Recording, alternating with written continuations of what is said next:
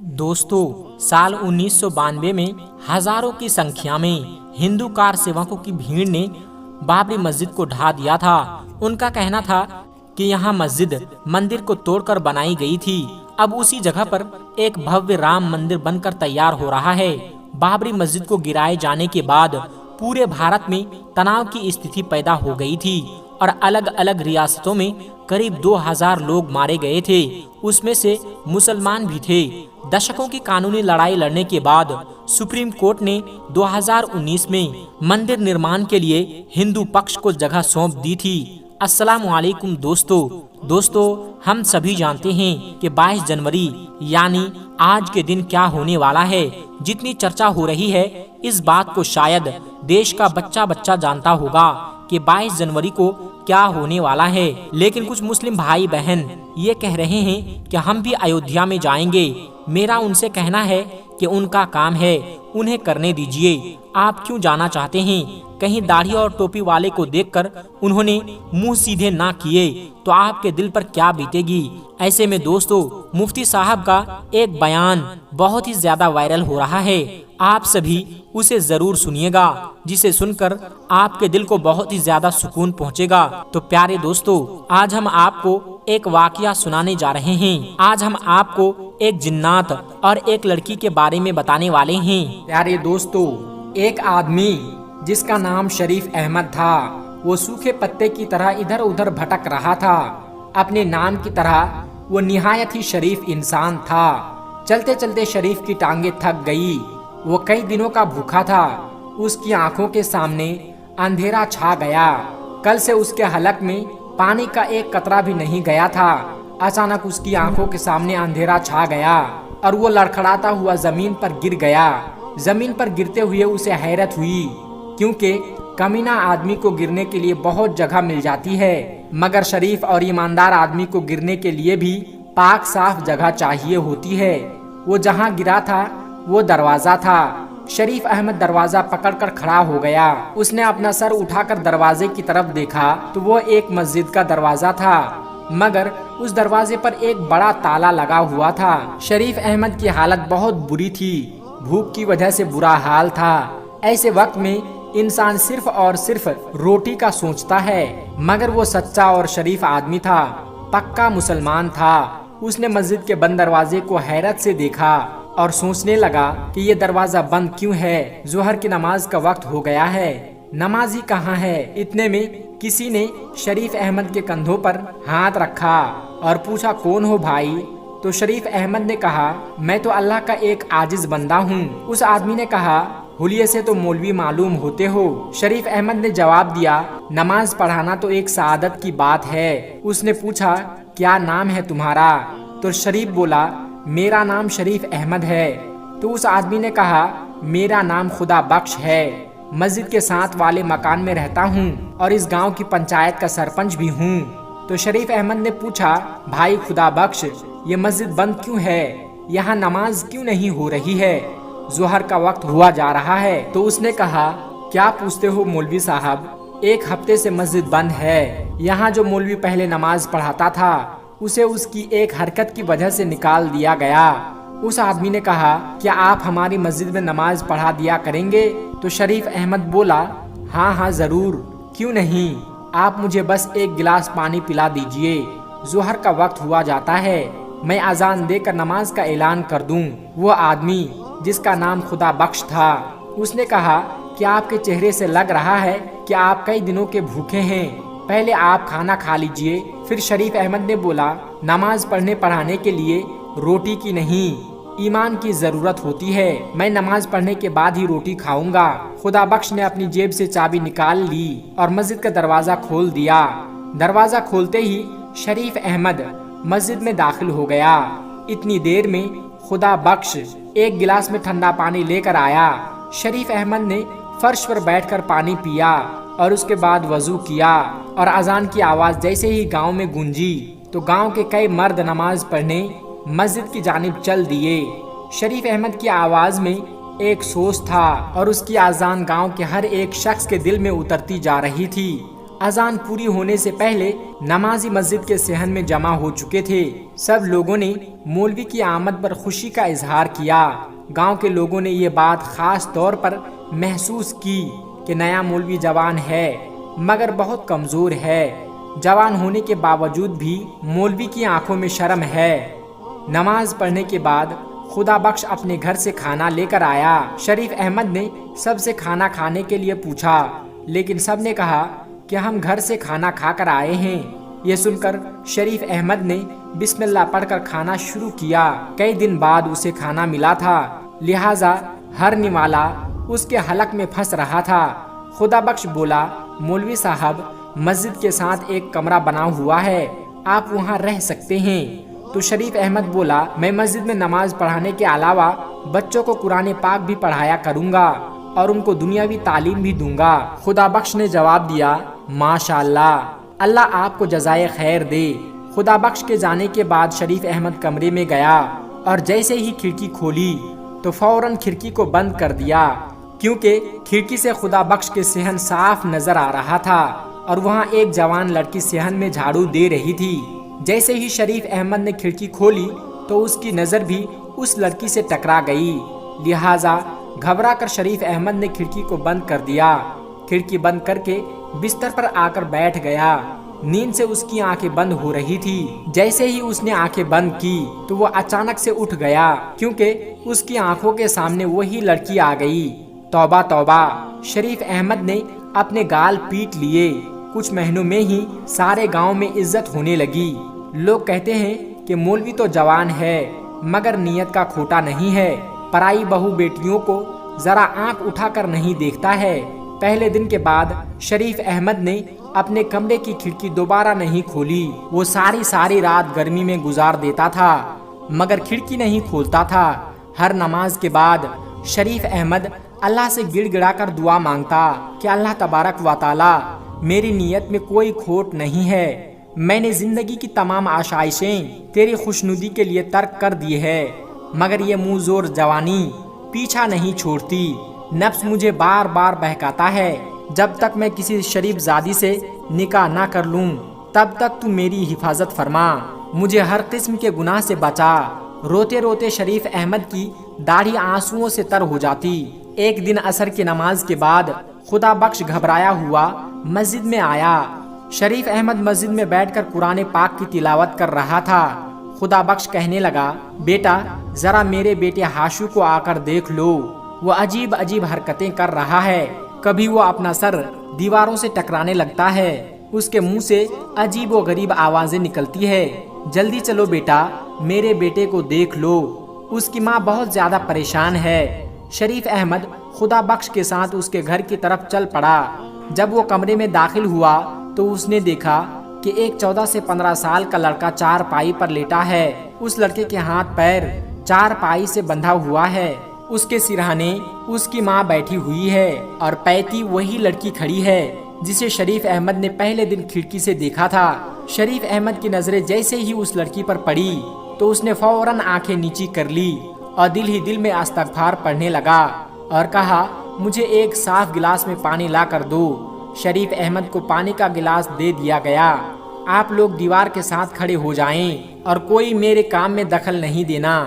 اس کے بعد شریف احمد نے ہاشو کے ہاتھ پاؤں کھول دیے اور پھر قرآن آیات کی تلاوت شروع کر دی۔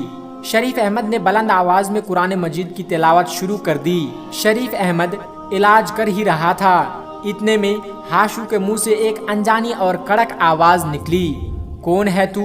کیوں مجھے تنگ کر رہا ہے؟ شریف احمد نے کہا، تو کون ہے؟ اس بچے کو کیوں تنگ کر رہا ہے؟ جن زور سے دہاڑا اور بولا کہ یہ بچے اور اس کے دوست نے مل کر مجھے بہت تنگ کیا ہے، مجھے زخمی کیا ہے۔ تو شریف احمد بولا، اس بچے نے تمہیں کیسے تنگ کیا ہے، کیسے زخمی کیا ہے؟ تو شریف احمد بولا، اس بچے نے تمہیں کیسے تنگ کیا ہے، کیسے زخمی کیا ہے؟ تو وہ بولا کہ کل جب میں گاؤں سے گزر رہا تھا تو اس وقت میں ایک جانور کے روپ میں تھا، تو اس نے اور اس کے شرارتی دوست نے مجھ پر پتھر برسائے تھے۔ تو شریف احمد بولا، یقیناً اس نے بہت غلط حرکت کی ہے، کسی بے زبان کو اس طرح تنگ نہیں کرنا چاہیے۔ میں ہاشو کی طرف سے تم سے معافی مانگتا ہوں اور یقین دلاتا ہوں कि आइंदा ये कभी किसी बेज़बान को तंग नहीं करेगा। हाशु को सजा मिल चुकी है, मेहरबानी करके अब हाशु को छोड़ दो, तुम्हें कसम है। उसने कहा, मुझे कसम मत दो, मैं उसे और भी सजा दूंगा। शरीफ अहमद बुलंद आवाज के साथ कुरान पाक की तिलावत करने लगा और पानी को हाशु के ऊपर डाल दिया तो हाशु के मुंह से एक जोरदार चीख निकली और वो तड़पने लगा और कहने लगा, हाय हाय जालिम, मुझे मार डाला, जला डाला, अच्छा नहीं किया तूने मौलवी। अभी तो मैं जा रहा हूँ, मगर मैं फिर वापस आऊंगा, जरूर आऊंगा। उसके बाद शरीफ अहमद हाशु की तरफ बढ़ा और कहने लगा, कैसे हो तुम? तो हाशु ने कहा, मैं ठीक हूँ मौलवी बेटा, तुम्हारा बहुत बड़ा एहसान है हम पर। तो शरीफ अहमद ने कहा कि मैंने कोई एहसान नहीं किया, यह तो अल्लाह पाक के कलाम का असर है, अल्लाह के पाक कलाम में बहुत बरकत है। ये कहने के बाद शरीफ अहमद ने एक तावीज़ लिखा और उन्हें दे दिया। इस वाक़ये के तीसरे दिन असर की नमाज के बाद शरीफ अहमद मस्जिद में बैठा हुआ था तो हाशु भागता हुआ आया और सलाम करके कहने लगा कि आपको मेरे अब्बा ने बुलाया है। तो शरीफ अहमद ने अपना बैग उठाया और तेज कदमों के साथ हाशु के पीछे चलने लगा। फिर घर आकर खुदा बख्श की बीवी से पूछा, क्या हुआ? तो उसने कहा, मौलवी बेटा, ना जाने क्यों इन जिनों ने मेरा ही घर देख लिया है। पहले हाशु पर जिन आ गया था और अब शरीफा पर। तो मौलवी शरीफ अहमद बोला कि आपको कैसे पता कि आपकी बेटी शरीफा पर जिन आया है? तो उसकी माँ ने अपनी बेटी के बारे में बता दिया कि वो अजीब अजीब हरकतें कर रही है। उसके बाद शरीफ अहमद सब के साथ उस लड़की के कमरे में गया और वज़ाइफ करने लगा। इलाज के बाद शरीफ अहमद ने अपना बैग खोलकर कलम और दावात निकाला और तावीज़ लिखने के बाद तावीज़ खुदा बख्श को दे दिया और कहा, ये तावीज़ चमड़े में सीकर शरीफा के सीधे बाजू में बांध देना। ये कहते हुए शरीफ अहमद ने अपना बैग उठाया और घर से सलाम करता हुआ अब बाहर आ गया। अगले दिन शरीफ अहमद मस्जिद में बैठा हुआ था कि हाशु उसे दोबारा बुलाने आ गया और उसकी बहन की तबीयत फिर से खराब हो गई थी। शरीफ अहमद दोबारा घर में गया तो घर जाते ही उसने कुछ नए लोगों को देखा। वहाँ एक बड़ी उम्र की औरत चारपाई पर बैठी हुई थी, जबकि चारपाई के सिरहाने एक लड़का खड़ा हुआ था। उस लड़के का कद तकरीबन 5 फीट था। शरीफा की माँ ने कहा, आओ मौलवी बेटा, घबराओ नहीं, असल में ये शरीफा की होने वाली सास और ये उसका मंगेतर है। शरीफ अहमद ने कहा, अल्लाह के कलाम की बरकत से वो जिनजादी यकीनन शरीफा का पीछा छोड़ देगी। कल मैंने जो तावीज़ दिया था वो शरीफा के बाजू पर बांधा था या नहीं? तो उसकी माँ ने कहा, मौलवी बेटा, मैंने रात को ही उसके दाएं बाजू पर तावीज़ बांध दिया था, मगर सुबह देखा तो वो तावीज़ उसके बाजू पर नहीं था। शरीफा से पूछा तो उसे भी मालूम नहीं है रात के वक्त तावीज़ कहाँ गया। उसके बाद शरीफ अहमद सब के साथ कमरे में चला गया और इलाज करना शुरू कर दिया और कुरान पाक की तिलावत और वजीफा पढ़ता रहा और उससे कहने लगा, तू जिनजादी है, औरत है, इसलिए मैं शराफत से कह रहा हूँ, इसे छोड़ दे, उसकी शादी होने वाली है, अगर तूने उसे ना छोड़ा। तो यह सुनकर वो बोली, शादी? और इसकी? जो शख्स इससे शादी करेगा वो शादी की पहली रात ही दर्दनाक मौत से मर जाएगा, ये मेरा वादा है और पत्थर पर लकीर है। दोस्तों, हम आपको यहाँ पर बता दें कि यहाँ पर ये लड़की खुद ड्रामा कर रही थी। आप वीडियो को देखते रहिए, आपको पता चल जाएगा। उसकी बात सुनकर उसकी होने वाली सास और मंगेतर का रंग सफेद पड़ गया। इतने में शरीफा अचानक अपनी जगह से चलती हुई दीवार की तरफ बढ़ी और डंडा लेकर अपने होने वाले शौहर और उसकी माँ को मारने लगी और कहने लगी, तू मुझसे शादी करेगा? इतने में शरीफा के माँ बाप उसके हाथों से डंडा छीनकर उसको काबू में करने लगा और उसको कमरे में बंद कर दिया। और उसके बाद शरीफा की होने वाली सास कहने लगी, माफ करना भाई, मैं आज मंगनी तोड़ रही हूँ, मुझे नहीं करवानी अपने बेटे की शादी तुम्हारी बेटी से। ये कहकर वो दोनों माँ और बेटे घर से चले गए। शरीफा के माँ बाप परेशान हो गए। शरीफ अहमद ने थोड़ी देर इंतजार किया और फिर अपना बैग संभालकर घर से निकल गया। शरीफ अहमद रात भर परेशान रहा। उसकी समझ में नहीं आ रहा था कि जिनजादी कितनी ताकतवर है जो उसके इतने वज़ाइफ के बाद भी शरीफा पर قبضہ جمائے بیٹھی ہوئی ہے۔ شریف احمد کے جلالی وظیفہ کا بھی اس جن زادی پر کوئی اثر نہیں ہوا تھا۔ دوستو، یہاں پر ہم آپ کو پھر سے بتا دیں کہ شریفہ پر کسی جن زادی کا کوئی اثر نہیں تھا، وہ تو بس ڈرامہ کر رہی تھی۔ اگلی صبح شریف احمد بچوں کو قرآن مجید پڑھا رہے تھے کہ پھر سے ہاشو بھاگتا ہوا آیا اور کہنے لگا، مولوی صاحب جلدی چلو، اس کی بہن کی طبیعت پھر سے خراب ہو گئی تھی۔ شریف احمد گھر گیا تو شریفہ کی ماں نے کہا، مولوی بیٹا، میری بیٹی ٹھیک کب ہوگی؟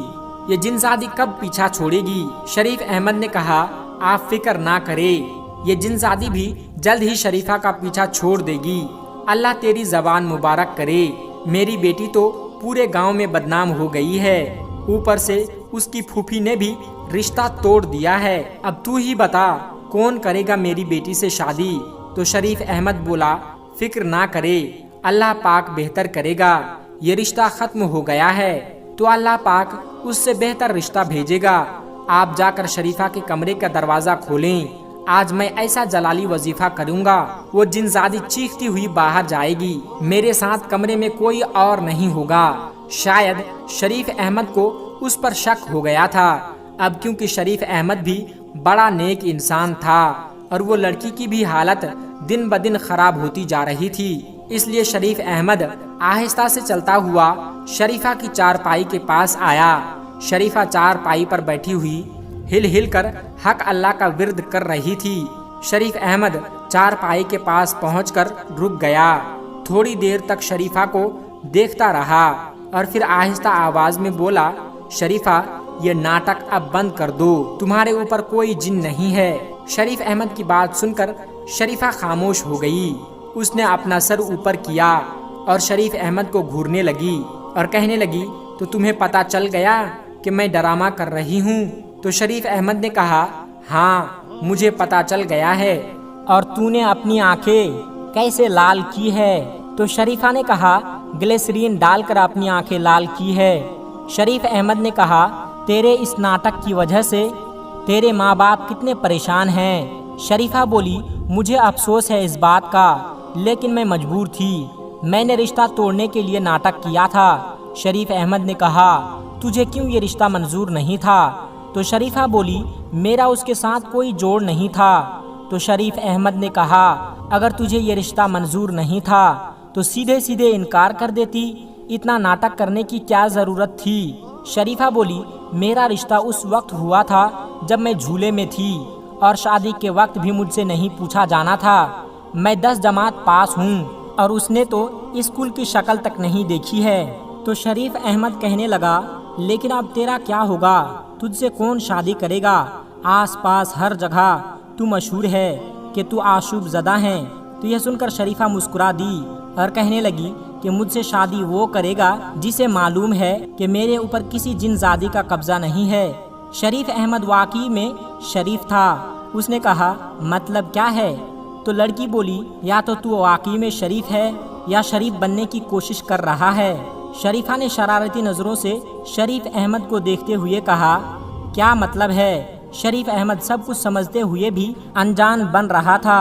سیانوں نے سچ کہا ہے کہ عورت کے مکر و فریب سے اللہ تبارک و تعالیٰ کی ذات ہی بچائے۔ شریف احمد نے کانوں کو ہاتھ لگاتے ہوئے کہا اور اپنا بیگ سمیٹ کر کمرے سے باہر نکل گیا۔ شریفہ کی ماں نے کہا، کیا جن زادی نے شریفہ کا پیچھا چھوڑ دیا؟ تو شریف احمد بولا، بہت جلد وہ جن زادی شریفہ کا پیچھا چھوڑ دے گی۔ شریفہ کی ماں پریشان تھی، اس سے شادی کون کرے گا؟ پھوپھی نے اس کا رشتہ توڑ دیا ہے، اب گاؤں میں بھی مشہور ہے کہ وہ جن زادی ہے اور دولہے کو مار دے گی۔ اتنے میں شریفہ کی ماں بولی، بیٹا تجھے تو سب کچھ معلوم ہے اور تو ویسے بھی مولوی ہے اور تجھے ان چیزوں سے ڈر نہیں لگتا، تو ہی اس سے شادی کر لے۔ تو شریف احمد نے کہا کہ پلے گاؤں میں میری خالہ رہتی ہے، اس سے آپ شادی کی بات چیت کر لیجئے۔ وہ اپنی رضامندی دیتے ہوئے چلا گیا۔ دوستو، اس طرح سے وہ لڑکی ناٹک کرتی رہی کہ اس کے اوپر جن ہے۔ پیارے دوستو، یہاں پر ہمارا یہ مطلب بالکل بھی نہیں ہے کہ جنات نہیں ہوتے ہیں، بلکہ ہمارا ماننا یہ ہے کہ جنات ہوتے ہیں اور قرآن مجید میں بھی جنات کا ذکر آیا ہے اور جنات ہوتے ہیں۔ اس بات میں کوئی شک نہیں، ہم مسلمان ہیں۔ الحمدللہ ہمارا ماننا ہے کہ انسانوں کے علاوہ اور بھی مخلوقات ہوتے ہیں، جیسے جنات، فرشتے۔ میرے پیارے دوستو، آج کی ویڈیو میں بس اتنا ہی۔ اگر آپ کو یہ ویڈیو ذرا بھی اچھی لگی ہو تو اس ویڈیو کو ایک لائک کر کے ہمارے چینل قدرت کا کرشمہ کو سبسکرائب ضرور کر لیجئے گا، تاکہ ایسے ہی اسلامی اور معلوماتی ویڈیو آپ کو روزانہ کی بنیاد پر ملتی رہے۔ اور ہاں دوستو، ویڈیو کو شیئر کرنا مت بھولیے گا، کیونکہ حدیث پاک میں واضح طور پر یہ بتائی گئی ہے کہ دین اسلام کی باتوں کو دوسروں تک پہنچانا صدقہ جاریہ ہے۔ اس لیے اس ویڈیو کو اپنے کچھ قریبی دوستوں تک پہنچا کر اس نیک کام میں حصہ ضرور لیں، اور آپ کے اس نیک کام سے بہت سارے لوگوں کو اچھی باتیں معلوم ہو جائے گی۔ دوستو، ملتے ہیں پھر ایک نئی ویڈیو کے ساتھ، تب تک اپنا اور اپنوں کا بہت زیادہ خیال رکھیے گا۔ خدا حافظ۔ السلام علیکم ورحمۃ اللہ وبرکاتہ۔